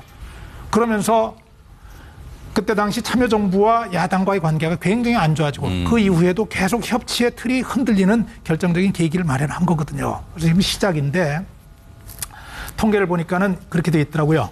국회에서 청문회가 채택된 이후에 제도가 채택된 이후에 청문보고서가 채택 안 된 경우가 33명이 있었어요. 33명이 있었는데 33명 중에 30명은 대통령이 임명을 강행했어요. 3명만 떨어진 거죠. 이걸 현실 그대로 얘기하면은 아무리 야당에서 비판하고 여론이 안 좋아도 대통령이 밀어붙이면 당사자들은 그냥 좀 불편하더라도 이렇게 그냥 얼굴 좀 뭉개고 가면은 그대로 갈 수 있다 하는 것을 얘기하는 걸 겁니다. 근데 이거 이번에 깨자는 것 아니에요? 깨자는 것 아니에요? 그래서 이번에 대통령이 그렇게 엄한 기준을 만들어 놓으신 마당에 저는 야당과 얘기하는 이 절차를 한번 좀 고쳤으면 좋겠어요. 그러면은 참 좋아질 것 같아요. 자, 지금 인사청문회 얘기도 참 길게 많은 얘기가 나왔는데 여러 가지 제안도 있었습니다. 청와대 쪽에서 아마 들으셨는지 모르겠네요. 다음 주제는 이 인물을 안 다룰 수가 없네요. 정유라. 자, 많은 분들이 정유라 구속영장 청구가 기각이 된 거를 보고 갸우뚱하시는 분도 있고 뭐 그럴 수 있다라 하시는 분들 여러 가지 논란이 있습니다. 일단 백성문 변호사한테 기각이 될 수밖에 없었던, 그러니까 이 기각을 시키면서 내놓았던 여러 가지 사유들이 있을 텐데 그게 어떤 것들입니까? 그러니까 사실 먼저 좀 말씀드릴 필요가 있는 게 범죄인 인도 요청을 해서 인도를 받아온 사람이 영장이 기각된 건 전 처음 봤습니다. 아, 처음인가요? 네, 네. 그래서 당연히 영장이 발부될 거라고 그래서 생각을 했는데 그러려면 못하러 범죄인 인도를 받았냐 얘기가 아니 그래서 그 어려운 나오는군요. 절차를 통해서 해외에서 데리고 들어왔는데 영장이 기각된다는 게 네. 상식적으로 전 좀 이해가 안 됐는데 기각 사유를 보니까 이해는 좀 되더라고요. 왜냐하면 이제 재판부에서 바라보는 관점은 쉽게 말하면 검찰이 입증이 좀 아직은 좀 부족하다예요. 가장 큰 부분이. 그리고 정유라가 들어올 때 그런 얘기했잖아요. 엄마가 시켜서, 엄마가 알아서 했어요. 나는 금메달 갖고 가래서 갖고 갔어요. 뭐 이런 정도잖아요. 그러니까 이 업무방해, 그러니까 이대 학사비리와 관련해서 정유라가 뭐 돈도 실력이다라는 걸로 엄청나게 국민적 비난을 받았지만 죄질만 놓고 보면 이 그 범죄에서 그림만 놓고 보면 최순실이 주도를 하고 정유라는 거기에 그냥 엄마가 하는 대로 따라간 게 많은 건 분명히 사실입니다. 그러니까 정유라가 뭐 최경희 총장을 찾아가서 나 받아달라고 한 건 아니잖아요. 그러니까 그렇다면 이 업무방해에서 가담의 정도가 굉장히 경하다, 낮다라는 부분 하나고 청담고등학교에서 이제 결석하는 과정에서 공강처력에서 뭐 허위 보고서 승마협회에서 했던 것을 낸 게 위계한 공무집행 방해인데 그것도 본인이 뭐 직접 적극적 주도적으로 나서 한 건 아니다라는 부분. 그다음에 범죄 수익은닉에 관한 법률 위반이 뭐냐면요. 삼성으로 받은 뇌물 78억 중에 일부가 이제 그 비타나 부인하를 말을 타는 거잖아요. 그러니까 돈을 말로 전화시켜서 은폐했다는 건데 그것도 사실 정유라가 주도적으로 했다라기보다는 최순실이 주도적으로 했을 가능성이 높아 보인다. 이게 재판부 입장입니다. 그러면 분명히 이 지금 죄질이 안 좋은 건 사실이지만 범죄 가담 정도가 좀 약하고 그다음에 이제 뭐 증거인멸의 우려 관련해서 지금 범죄인도 청구할 때 검찰에서 어느 정도 다 정리를 하지 않았느냐. 그럼 인멸할 증거 그렇게 많은 것 같지는 않다라는 부분. 도주의 우려가 가장 문제였어요. 해외에서 들어온 거니까. 네. 그 부분에 관련해서는 이제 언급을 하지 않았습니다. 그래서 제일 중요한 건 범죄 혐의의 중대성 부분에서 탈락을 했기 때문에 영장이 기각된 건데 그래서 뇌물죄하고 그다음에 또 하나 국외재산 도피 관련해서 이번에 구속영장 청구기 이제 범죄 사실에 빠졌거든요. 그죠, 빠졌죠. 그 부분이 이제 검찰에서 아직 입증이 제대로 안 돼서 일단 구속한 이후에 수사를 하려고 했는데 구속 그 이후에 수사를 하기 수사의 필요성 때문에 구속영장을 발부해주진 않습니다. 법원에서. 그래서 검찰이 좀 너무 안이하게 대응한 게 아닌가라는 생각을 좀 피할 제가 수가 궁금한 게 몇 가지가 있는데 준비한 영상부터 보고 할 텐데 지금 영장 심사를 마친 뒤 변호사입니다. 이경재 변호사가 한 말이 있는데 그 영상부터 보겠습니다. 정유라는 자기 일 때문에 여러 사람한테 상처를 주고 허탈감을 주고 해서 눈물을 흘리면서 반성을 한다고 얘기를 했어요. 자, 눈물을 흘리면서 반성한다고 했다. 뭐 그게 영향을 줬는지 모르겠지만 제가 궁금한 거는 뭐냐면 지금 구속영장 청구가 기각된 사유를 지금 백 변호사께서 설명을 했는데 덴마크 사법당국에서는 그만큼 범죄 혐의가 중하기 때문에 범죄 인도를 허용한 거 아닙니까? 네. 그런데 그렇게 중해서 왔는데 한국 사법당국에서는 중하지 않다고 해서 구속이 안 된 거잖아요. 그럼 덴마크 사법당국에서는 어떤 내용을 보고 범죄 인도를 허용한 겁니까? 그러니까 저도 그 부분이 가장 이해가 되지 않는데요. 거기서도 구금돼 있었잖아요. 그렇죠. 구금돼서 결국 굉장히 오래 구금됐어요. 쉽게 말해서 또. 쫓겨나야 될 상황이니까 한국으로 보내준 거잖아요. 그러면 그때 당시 이런 얘기를 했습니다. 덴마크에서 이런 입시 비리 같은 게 그렇게 많은 나라가 아니니까 이 업무방해 개념이 좀 애매하다고 판단할 수도 있겠다. 그래서 이거 인도 안 될 수도 있겠는데라는 얘기도 솔솔 나왔던 게 사실인데 그래서 일각에서는 검찰에서 아마도 그 해외 재산 은닉 관련해서 무언가 자료를 보내고 그에 대한 공조가 있었고 그것 때문에 범죄 인도 결정이 난 게 아닌가라고 조심스럽게 사실 서구 사람들이 국가들은 있었어요. 그런 재산 은닉이나 범죄 재산 이게 굉장히 엄하게 굉장히 다루죠. 엄하죠. 그래서 그런 부분이 어느 정도 정리가 됐겠구나. 그러니까 범죄인 인도 결정이 났고 그러면 오면 그 부분도 영장기재 범죄 사실에 포함되겠지라고 했는데 그 부분이 빠졌어요. 그러니까 저는 그 부분이 빠진 이유가 그러니까 검찰에서 제가 아까 안이한 대응이라는 표현을 썼던 게 뭐냐면 네. 사실 그 암스테르담에서 정유라가 대한항공을 탈 때 체포영장 집행했죠. 그래서 12시간을 손해봤습니다. 네, 네. 그러니까 저는 그때 뭐라 그러냐면 검찰이 확실한 자신감을 가지고 있기 때문에 손해를 봐도 나중에 불필요한 논란을 피하기 위해서 영장을 좀 일찍 집행했다고 생각을 했는데 그래서 당연히 영장은 발부될 거라고 검찰은 본 것 같고 그 이후에 추가해서 확실하게 조사를 하겠다는 입장이었던 것 같은데 그 이제 어찌 보면 판단이 미스가 있었던 것 같고요. 물론 이게 지금 영장이 기각됐다고 해서 무죄는 아니니까 그렇죠. 그건 상관없습니다. 재조사를 통해서 뭐 뇌물 부분이나 그러니까 어쨌건 최종 수익자는 정유라니까요. 그리고 이번에 국외자산 도표 관련해서도 정유라 기자회견하면서 제일 확실하게 거짓말을 한 건 변호사 비용, 보모, 아이 그 거기 체류 비용 이거 누구 되는지 모른다 그랬잖아요. 최순실이 한국에 귀국하고 정유라가 바로 덴마크에서 구금된 게 아니고요. 그게 한참 동안 도망 다녔습니다. 그죠? 그 도망 다니는 과정에서 본인이 무슨 돈을 썼는지 모른다고요? 최소한 누가 줬을 거 아니에요. 그런 부분이 그러니까 이걸 검찰이 입증을 하지 못하면 그냥 계속 모르쇠로만 가면 이분 빠져나갈 수 있다고 판단하는 것 같거든요. 그런 부분이 입증이 되면 검찰 입장에서 다시 영장을 청구할 가능성이 있는데 지금 검찰이 굉장히 좀 당혹스러운 상황인 건 분명히 맞는 것 같습니다. 자, 그럼 여기서 정유라 씨의 모습을 저희가 영상으로 준비했는데 구속영장이 기각되고 나서의 모습입니다. 영상 보겠습니다. 네, 법원의 결정에 대해서 좀 어떻게 좀 판단하시나요? 네, 일단 많은 분들께 심려 끼쳐드리고 이런 일 벌어지게 돼서 정말 죄송합니다. 정말 죄송합니다. 그리고 앞으로 검찰 조사에 성실하게 임하도록 하겠습니다. 오늘 증거인멸을 시도했다라는 보도도 나왔는데요. 독일에서 증거인멸 시도한 적이 있으신가요? 아니요, 그런 적 없습니다. 법원에서 이런 결정 내려줄 거라고 생각을 하셨어요?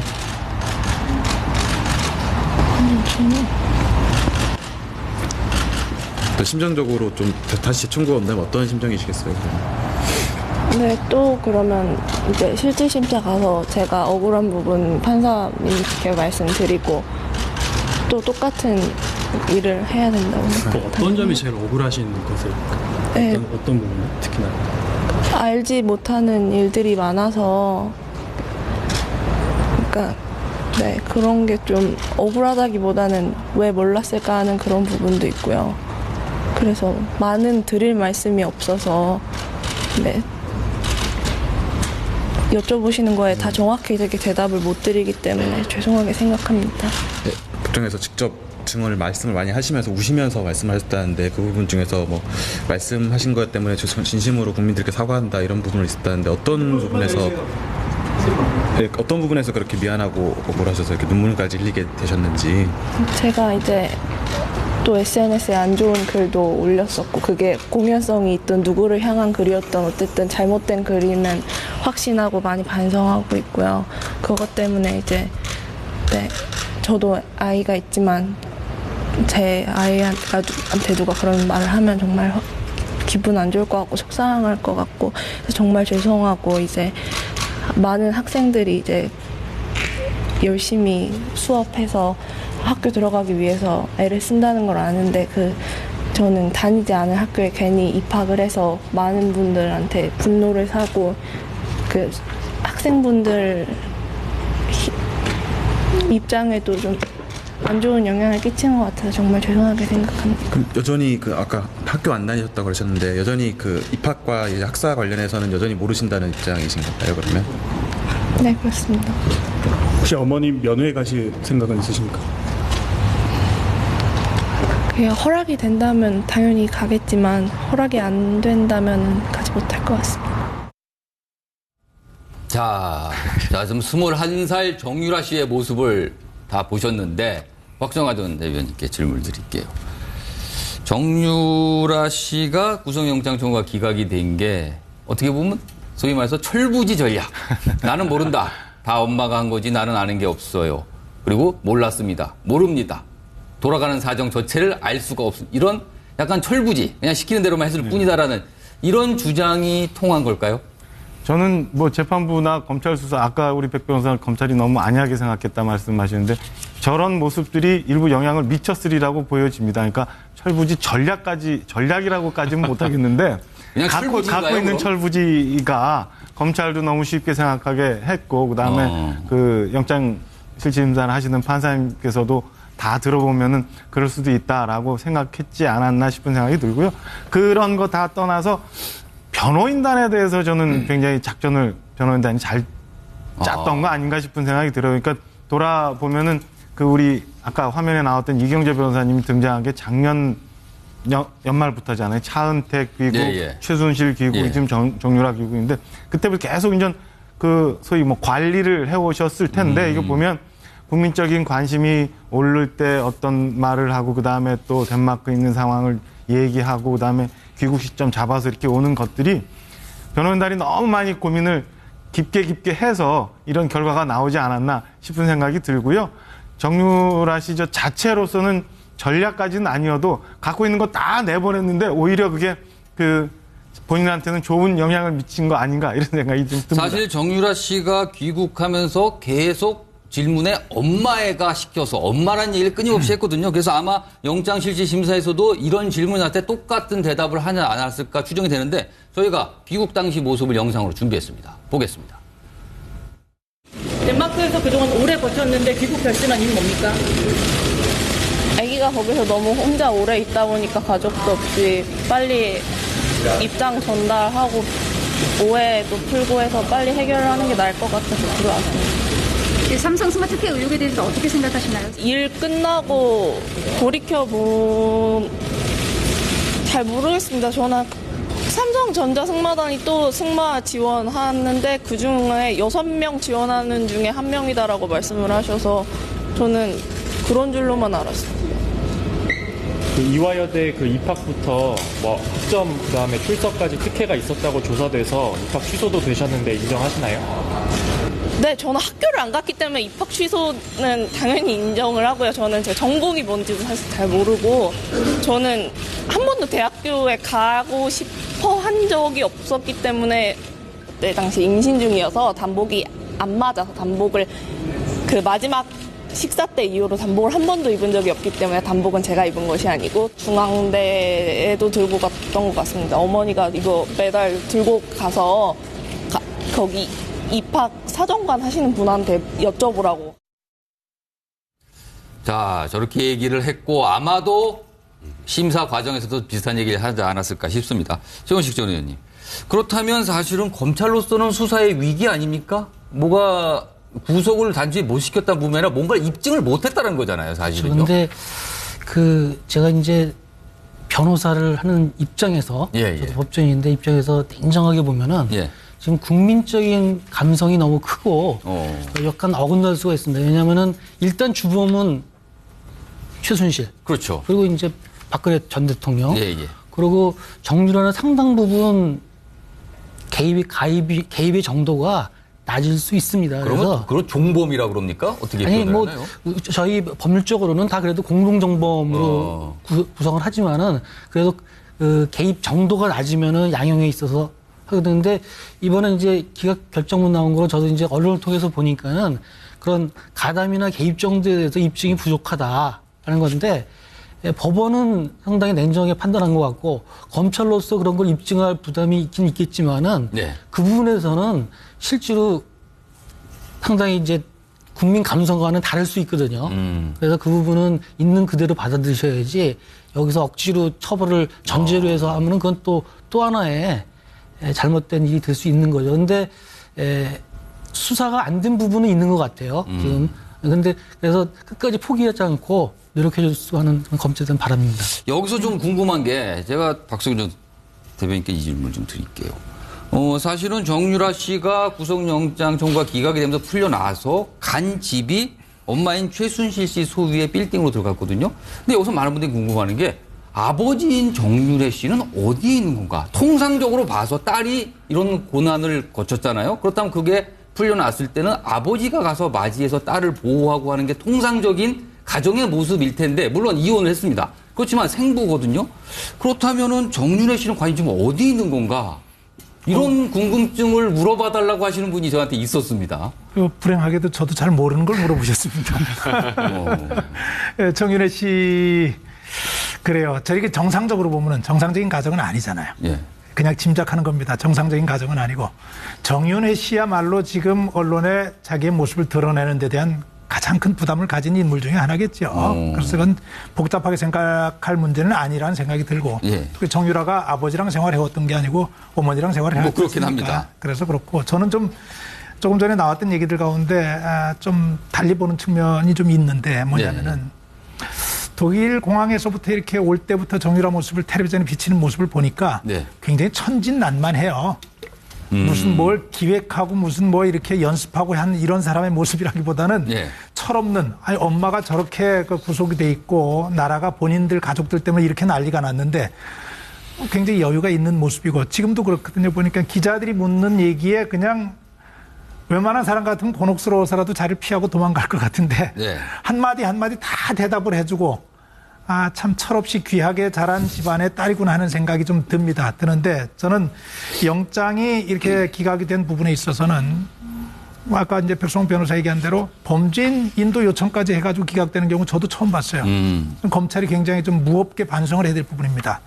정말 무겁게 반성을 해야 하고 더 조사할 부분, 수사할 부분은 해야 되겠지만은 독일에 보냈을 때 범죄인 인도 요청에 보냈다 그때 당시 혐의 내용하고 이번에 청구한 혐의 내용이 많이 차이가 있을 거라고 생각을 해요. 제가 그거는 어떤 것인지 잘 모르겠지만 거기는 아까 얘기한 대로 외화 도피 문제도 있었을 것이고 아마 뇌물 문제도 있었을 것이고 그런데 그때 당시에 언론을 통해 가지고 막 과장되게 여러 가지 정리되지 않고 나왔던 얘기들이 다 같이 독일에 보낼 때는 같이 연결이 됐던 것 아닌가. 그런데 따져보니까 지금 와서는 본인으로서 좀 정유라 본인에게 책임을 물을 부분은 그렇게 많지 않았던 것 같고 저는 이걸 좀 좋게 본다면은 검찰이 굉장히 좀 흥분 상태에서 박근혜 대통령 탄핵 국면에서 흥분 상태에서 여러 가지 많은 것들을 엮으려고 했던 이 상황에서 이젠 법 쪽의 전체 분위기가 많이 좀 차분해진 것 아닌가. 차분해지면서 냉정하게 현실을 좀 따져보는 단계로 접어든 것 아닌가.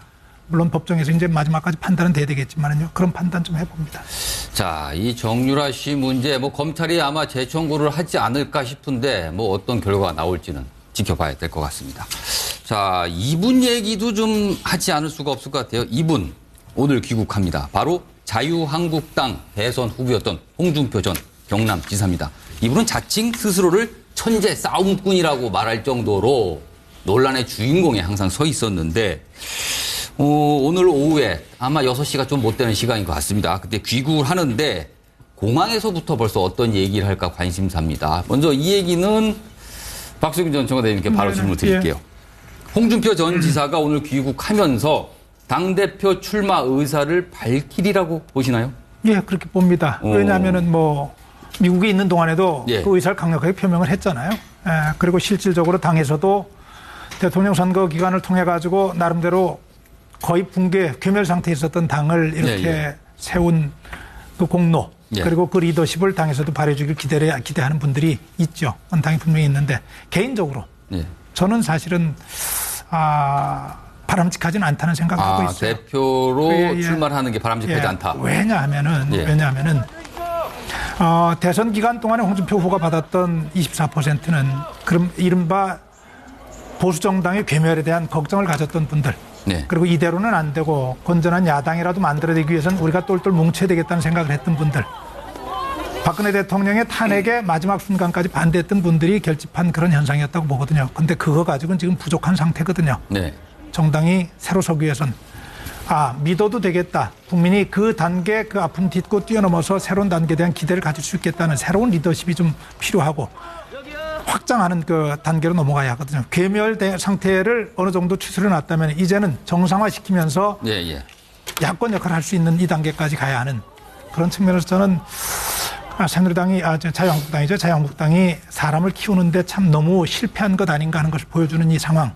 그리고 한 가지 개인적인 바람을 가진다면 마크롱과 같은 정말로 신진 정치인이 그래 여기까지 오는 과정에 이른바 자유한국당을 지금 그 기반으로 했던 그 역사 발전의 과정에서 했던 역할들이 있는데 그거 넘어갈 수 있는 것 아니지 않느냐. 그 기치 내걸고 좀 참신하게 힘있게 용기 있게 도전하는 그런 모임들이 좀 그런 움직임들이 이번 전당대회 기간에 나와줬으면 좋겠다는 희망을 좀 가지고 있습니다. 지금 박 전 대변인께서 말씀하신 대로 그러니까 당대표 도전을 할 것 같지만 바람직하지는 않다라고 얘기를 하셨는데 사실 이 자유한국당 내에서도 홍준표 전 지사를 당대표로 추대해야 된다. 아니다. 절대로 그 자리에 가서는 안 된다. 추대론과 비트론이 사실 맞서고 있는 게 현실이거든요. 그러나 현실은 또 현실인데 따져볼 게 있는 게 박정화 전 대변인께 질문 드릴게요. 자유한국당 내에 홍준표 전 지사를 빼고 사실은 이렇다 할 인물이 없는 게 또 현실이거든요.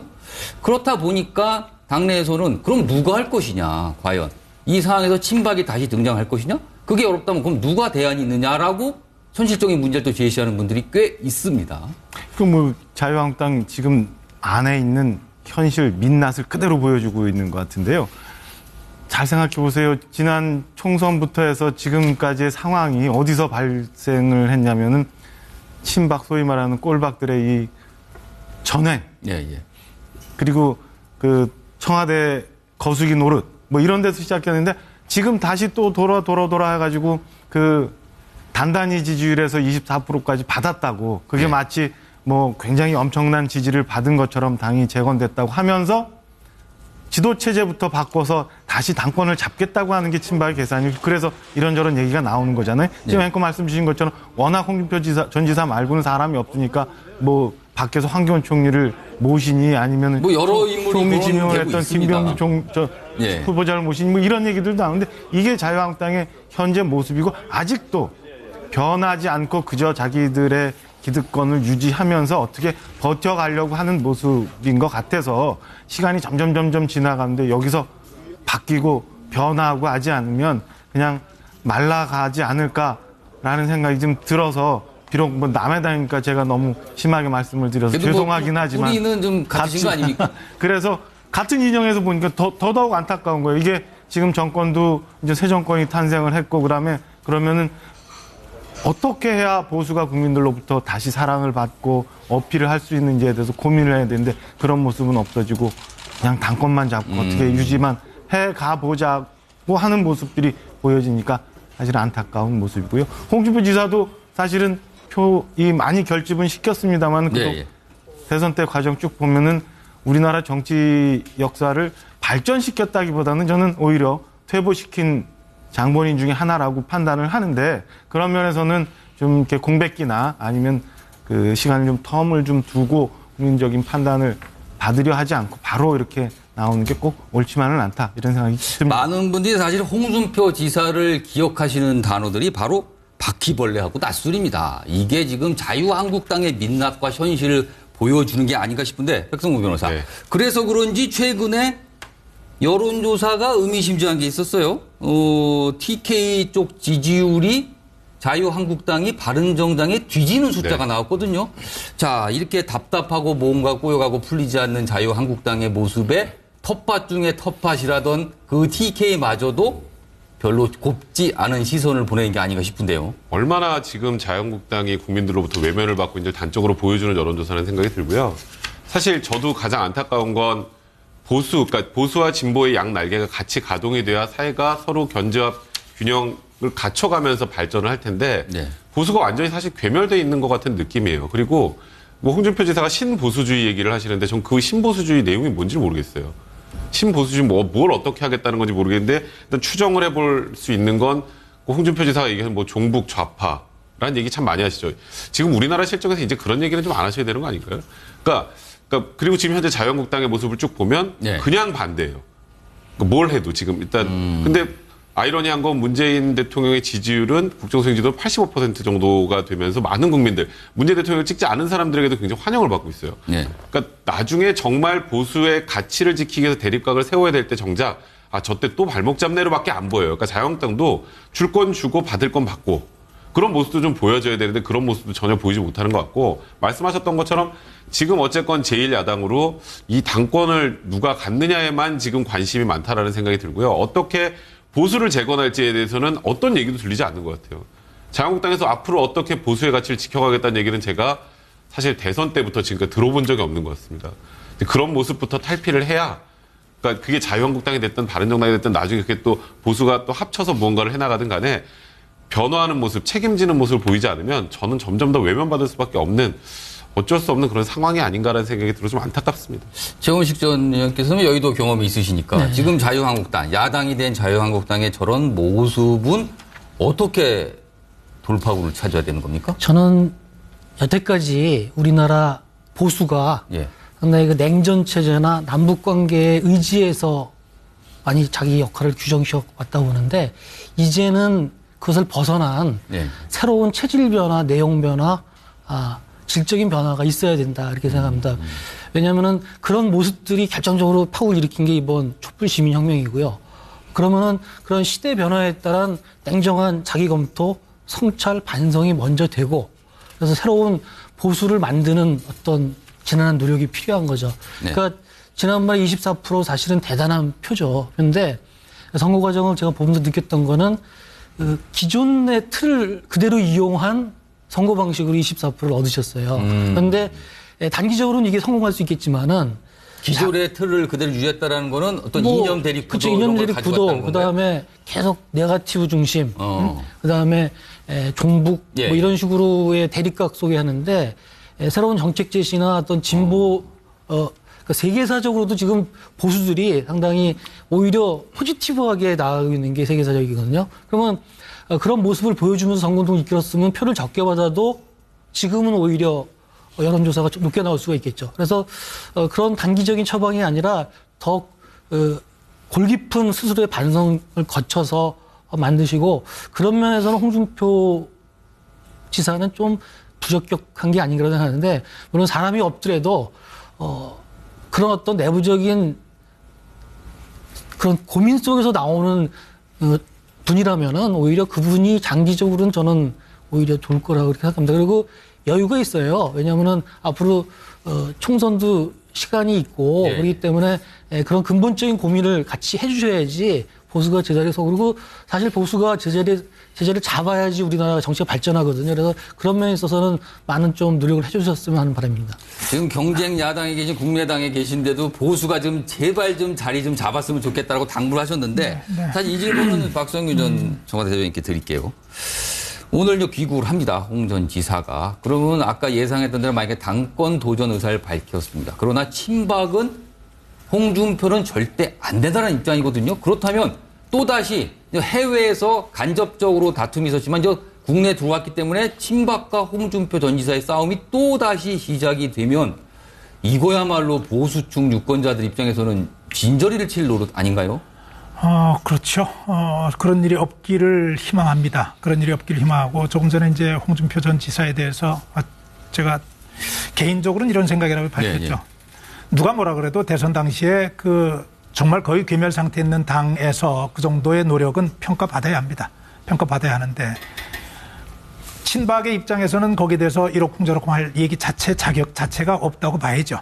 다시 이분과 관련해서 친박이 의견을 내는 것은 저는 바람직하지 않다고 보고 지금의 상황이 더욱 민망한 것은 뭐냐면은 국민의 눈을 의식하는 어떤 생각은 마음은 어디에도 보이지 않는다는 거예요. 같이 있는 입장에서도. 네. 제일 중요한 것은 사실은 국민이 어떻게 바라보고 있는가 하는 것이고 국민이 어떤 기대를 가지고 있는가 하는 것인데 거기에 대한 고려가 없이 끝나자마자 당권을 누가 가져갈 것이냐 하는 이른바 세력 싸움만 지금 하고 있다는 것이죠. 저 굉장히 안타깝게 생각하고 저는 아까 사람을 키우지 못했다고 하는 부분은 하긴 했지만은 저는 사람이 없지는 않다고 생각을 해요. 없지 않습니다. 아주 쉽게 얘기하면 노무현 대통령이 대통령 될 때 참여정부 만들어낼 때 민주당 내에서도 지지 기반이 아주 형편없었죠. 근데 자기 소신과 자기 정책과 자기 철학을 가지고 국민 앞에서 얘기했을 때 많은 당원들이 지지를 해줬고 결국엔 대통령까지 뽑아서 참여정부를 이뤘던 것 아니겠어요? 저는 지금 우리 자유한국당에서 그런 움직임이 좀 필요하다고 봅니다. 적어도 초선 의원들 재선까지도. 이건 누구 몫이다가 아니라 본인들이 한번 생각하고 있는 정치의 어떤 비전을 강력하게 좀 제기하고 그 새로운 사람의 변화를 통해 가지고 역할을 새로 만들어내서 이른바 국민이 기대하고 있는 체질 개선이 이루어지는 그런 가운데 야당의 역할을 건전하게 할 수 있는 그런 모습이 만들어지는 전당대회가 되지 않으면은 앞으로도 국민의 외면, 국민의 따가운 눈총을 받아야 되는 그런 기간들이 길어질 것 같아서 걱정도 하고 답답하기도 하고 그렇습니다. 홍준표 전 지사가 얘기다가 나온 김에 대선에 낙선한 다른 전 대선 후보 얘기도 좀 짧게 해보죠. 안철수 전 후보. 예. 지금 어디 가 계세요? 지금 전국을 돌면서 당원들, 지지자들, 그다음에 국민들을 만나면서 뭐 사과 인사도 하고 그리고 앞으로 그래도 끝까지 정치를 포기하지 않겠다는 기회도 밝히고 이렇게 전국을 순회하고 계신 지금 것 같습니다. 전국에 지금 지역을 돌아다니고 있는 건가요? 그래서 이렇게 중앙에서 보이지 않는 거군요. 그리고 아무래도 언론 노출은 예. 상가하는 게 맞겠죠. 지금 패배한 입장에서. 그런데 이런 일각의 주장입니다. 이 주장을 좀 제가 질문 좀 드리고 싶은 게 일부에서는 대선에 이제 진 건 사실이거든요. 그렇다면 책임을 지는 차원에서 자중하는 거 좋다 이렇게 얘기하시면서 어떤 분들은 이러십니다. 이제는 정치가 아닌 본업으로 돌아가야 되는 게 아니야라고까지 좀 강하게 주장을 하시는 분들이 있어요. 물론 국민의당 입장에서는 좀 불편할 수 있는 주장이신데 이런 주장에 대해서는 좀 어떻게 보세요? 글쎄, 저는 개인적으로 안철수 대표가 대선 패배한 이후로 약간 국내나 이런 데서 떠나 있었으면 개인적인 생각은 가졌습니다. 그렇죠. 그런 얘기도 있었습니다. 근데 떠나는 거는 맞는데 정치 포기는 사실은 그건 맞지 않습니다. 왜냐하면은 정치인으로서는 낙선도 할 수 있는 거고 그건 뭐 DJ 대통령이나 노무현 대통령도 많은 그런 굴곡 속에서 그렇죠. 여러 차례 사실은 낙선했습니다. 그래서 그런 거니까는 그 자기 신념이 있다면은 그거는 계속 해야 되는 거고 어차피 또 국민의 심판을 받는 거니까요. 그러니까 그건 맞지 않은데 조금 여유 있게 지금 그나마 언론 노출 주시고 전국 도시니까 전 낮게 보는데 오히려 저는 개인적으로는 아예 좀 외국에 가셔서 좀 개인적으로는 프랑스 가서 이번에 이 마크롱 대통령 마크롱 대통령이 어떻게 했는지를 하고 있는지를 그런 걸 한번 보고 오셨으면 어때가 이러는데 그런 건 아쉽지만 그래도 정치는 계속 해야 된다는 게 저는 대선 직후에 그런 조언을 좀 드리지 그러셨어요. 뭐 서로가 경험이 없으니까. 그렇구나. 약간 좀 아쉬움을 갖고 계신 것 같은데. 자, 백 변호사는 안철수 전 국민의당 대선 후보입니다. 최근 지역을 돌아다니는 행보는 뭐 그 정도는 할 수 있다고 보시나요? 그 정도는 할 수 있는데 저는 사실 저번 대선에서 가장 이런 표현이 맞는지 모르겠습니다만 내상을 심하게 입은 분이 안철수 대표라는 생각이 들거든요. 홍준표 후보에게 밀렸다라는 것 자체가 그러니까 소위 적폐로 규정한 그런 그 자유한국당에게도 밀렸다라는 게 개인적 역량의 한계를 보여줬다라는 분석이 좀 많이 있었습니다. 그래서 저는 안철수 대표가 향후에 또 이제 대선 도전을 하실 계획이라면 이제 전국을 돌고 그 다음에 어떻게 국민들에게 미래 비전을 정확하게 좀 제시하고 본인을 선택할 수 있는 그런 가치들을 좀 만들어갈 수 있을지 그에 대한 좀 진지한 고민이 필요하지 않을까 그런 생각이 좀 드네요. 나온 김에 이분 얘기도 좀 해보죠. 바른정당의 유승민 전 대선 후보입니다. 지금 바른정당은 이달 말에 아마 당대표, 새로운 당대표를 뽑는 행사를 열죠. 유승민 전 후보의 당대표 도전 가능성이 있는 건가요? 어제 그저께 뭐 언론 보도 통해서 이미 다 소개가 됐지만은 유승민 전 대표는 이제 이번 당대표에는 출마 안 하시는 걸로 마음을 먹었고 여러분들이 이렇게 홍준표 전 지사하고는 다른 모습이네요. 저도 개인적으로 이번 대선을 통해서 받은 6.8%가 아주 절묘한 국민들의 현명한 선택이라고 봐요. 그러니까 아주 지지를 해준 것도 아니고 그렇다고 씨를 말려버린 것도 아니고 여기서 저희가 바른정당이 잘 가야 된다고 생각하고요. 유승민 후보는 그동안 대선 기간 보여줬던 이 보수 개혁이라는 모습을 잘 이끌어갈 자산으로 또 이번 당대표는 저희 당의 새로운 모습으로 이렇게 국민들한테 갈 수 있는 젊고 신선한 리더십을 또 만들어내는 과정으로 이렇게 비춰지고 그 과정이 성공하기를 저는 바랍니다. 그래서 그런 면에서 유 대표도 전 당분간은 그런 일을 하시고 새로운 리더십을 또 만들어서 국민들한테 호소를 해야 되는 게 옳은 길 아닌가 이렇게 생각합니다. 그렇다면 바른정당의 새로운 리더십은 지금 어떤 분들이 도전할 의사가 있는가요? 저희가 이제 국회의원 숫자는 많지 않은데 또 다선 의원들이 여러 분 계시잖아요. 여러 분 계셔서 저는 기대를 많이 하고 있는데 김영우 의원, 김세현 총장, 김용태 의원, 이혜은 의원들 이렇게 각각 그다음에 황영철 의원 등등해서 3, 4선의 의원들이 좀 생각을 하고 계시는 것 같고요. 며칠 좀 지나면 전 후보군 윤곽이 좀 드러날 것 같습니다. 혹시 김무성 전 대표가 또 도전하시는 건 아닐까요? 김무성 대표도 그렇고 아까 유승민 대표도 그렇고 두 분이 전 당의 고문 원로 어른으로서 당을 이렇게 외부로부터 오는 바람을 차단해주는 이제 병풍 역할을 하시면서 저희는 이제 세대별로 선수별로 잘 체계가 갖춰진 모습으로 이제 당을 좀 이끌어갈까 하는 이런 생각입니다. 그럼 오늘 말씀하신 거 보니까 유승민 전 후보는 당권 쪽에 관심이 없으신 것 같고 김무성 대표는 좀 지켜봐야 되는 건가요? 아니요, 김무성 전 대표님도 이번 당권에는 도전 안 하시는 걸로 저 알고 있고요. 다른 이렇게 새로운 리더십을 만들어내는데 계속 역할을 주시는 새로운 걸로. 리더십이 등장할 것 같군요. 알겠습니다. 자, 오늘 여러 가지 주제를 다뤄봤는데 딸에 대한 사랑이 과도했던 걸까요? 2명의 어머니가 이슈의 중심에 섰는데 그 해명이 궁금합니다. 오늘 준비한 내용 여기까지입니다. 시청해주신 여러분 고맙습니다.